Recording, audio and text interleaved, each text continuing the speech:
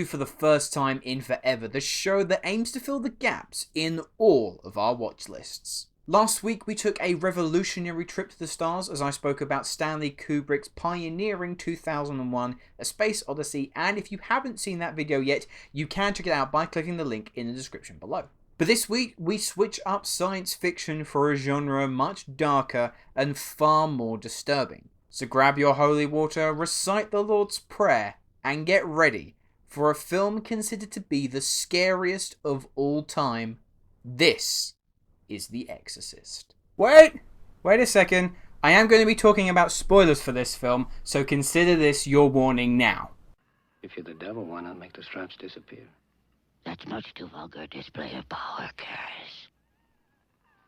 Where's Regan? In here with us. Show me Regan and I'll loosen one of the straps. Can you help an old altar boy, Father? Your mother's in here with us, Caris. Would you like to leave a message? I see that she gets it. The Exorcist.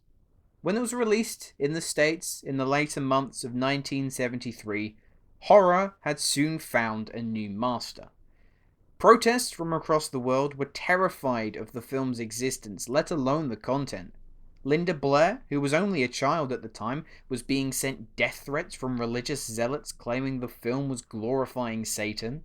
The problem was that people couldn't separate the film from the person. People questioned if I was the devil. I mean, I really scared people. First, the ominous teaser trailers were banned across cinemas before the film itself garnered heaps of controversy, having to face multiple cuts before it was deemed acceptable to release to the general public. A film that struck fear into the hearts and souls of those who saw it, a film considered by many, including a renowned film critic here in the UK, Mark Kermode, a man whose opinions and work has basically influenced me to follow in film criticism. A film that he considers to be one of the scariest films of all time. Now, when such labels like the scariest film of all time or a defining piece of film history are thrown around, you see expectations, they usually rise right to the top. And with The Exorcist, there is no denying the cultural influence it had and still continues to have to this day. Mixing horror with religion was initially seen as a surefire way to bomb at the box office, but there was no stopping William Friedkin when it came to getting this out and affecting anyone who saw it. The Exorcist tells the tale of a local psychiatric counsellor who works for the Catholic Church that, whilst having his own crisis of faith, is tasked with aiding a mother and her 12-year-old daughter, the latter of whom is showing increasing signs that she has been possessed by a mysterious entity, thus requiring an exorcism. Now let's answer that most pressing question first, and that is The Exorcist scary? And the answer is yes, very much so. But not in the same way audiences nowadays would typically expect a horror film to play out. You see, horror films now are far different than how they were in the past. For starters, the controversial use of jump scares has proven to be quite a hit for moviegoers, despite my best efforts to explain that it is an ineffective example of horror. For me, to be scared is to be deeply uncomfortable, afraid of what you are seeing before you, but also being unable to look away. And that is why The Exorcist is one of the truest forms of horror out there. As you witness a 12-year-old fall victim to a demon, destroying her from the inside, tearing her skin, transforming her into a hideous creature, defiling and harming herself and those around her. The experience of The Exorcist isn't merely one to entertain you for 120 minutes and then forgotten about in the deep recesses of your mind. William Friedkin here is crafting images that are going to linger in your memory forever. And that is who definitely emerges as the star of this show. William Friedkin's direction here is unparalleled. His groundbreaking work in this film is what brings The Exorcist into like a nightmare brought to life. Whilst his pacing can be his downfall, and I will cover that in a moment, his ability to create this evil presence that is haunting this 12-year-old girl and ground it in reality is a feat that I don't think any filmmaker to this day has really been able to replicate. For example, a scene that many fans have fawned over is during a dream had by Father Karras. We see him and his mother at opposite ends of the street, trying to communicate with one another. And then, for a split second, a nightmarish face flashes onto the screen for an instant. Friedkin is, at this point, giving us a glimpse at this demon, Pazuzu as he was later known to be. It's a simple and yet wondrously effective technique. The audience are bewildered, confused, unsure if what they saw was intentional or some sort of hallucination. A similar incident occurs during Reagan's exorcism. In a brief moment, when it seems as if the priests are gaining the upper hand, we can see Pazuzu begin to leave Reagan. At this point, Friedkin is forcing us to come face to face with the devil itself. There is also a precise attention to detail to everything in this film. The opening, for example, we see Max von Sydow's priest. He comes face to face with a statue of Pazuzu, and in the background we can see two dogs fighting one another, presumably affected by the presence of evil. Now later in the film, as Regan is having a medical checkup, and a demonic face flashes onto the screen, signifying that Regan has now become possessed, we look to the waiting room, and two boys can be seen fighting each other, helping enforce the idea that evil has arrived.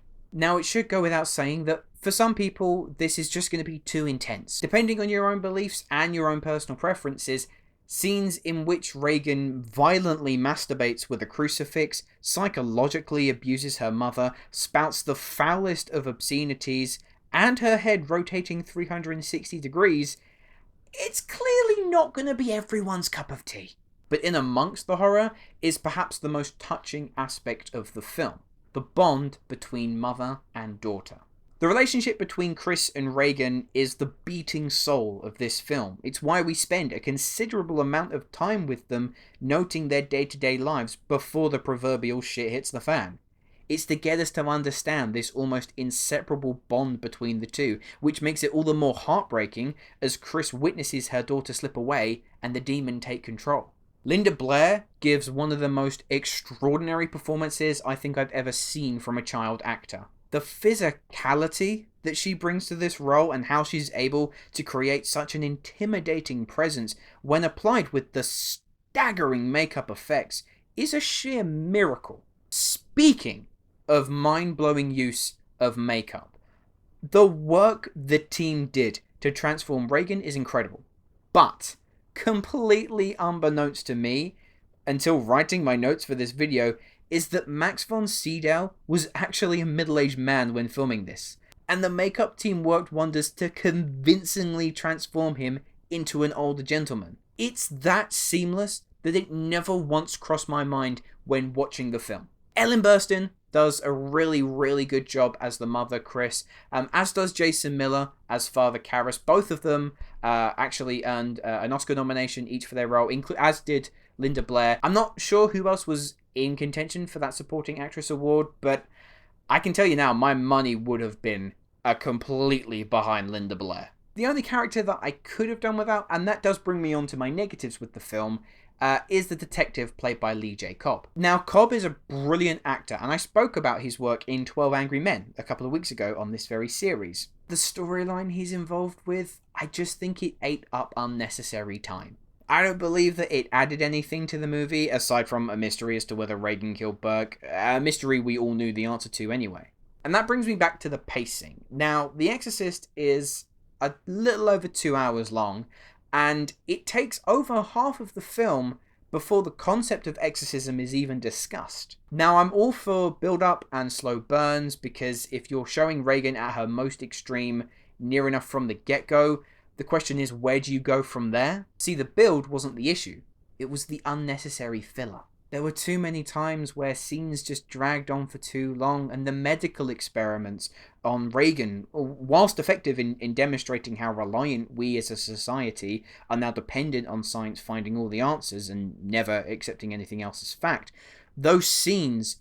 I also have an issue, and this is a bit of a bizarre one, I have an issue with the title. The film is called The Exorcist. The titular exorcist, played by Max von Sydow, appears in the opening Iraq sequence and then reappears in the final act to perform the exorcism, in which, off camera, he has a heart attack and dies. despite how iconic this film is, and how borderline sacrilegious this is about to sound, I just don't think the title fits. But The Exorcist, I don't know. It feels almost like calling A New Hope an Obi-Wan story. But regardless of title discrepancies, as the film draws to a somber close with both priests dead and the demon having left Regan and her family, suspicion begins to take over as you second guess if any of the remaining characters have become possessed, taking over from Regan's stead.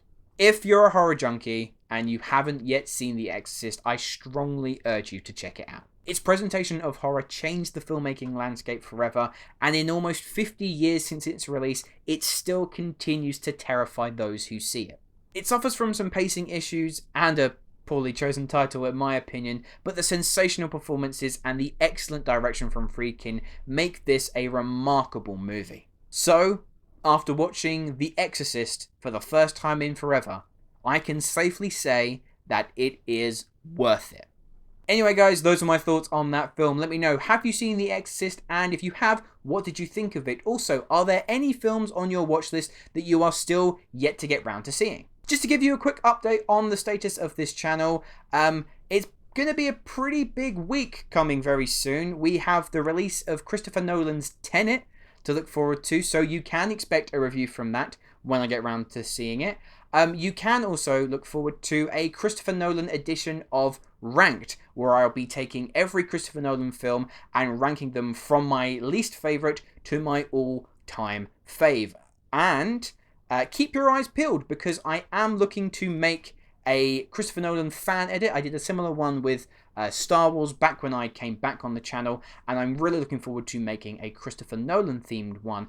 And also, to tease next week's episode of For the First Time in Forever, there is one Christopher Nolan movie that I have been meaning to get round to seeing for ages. And so, here is what you can expect next week.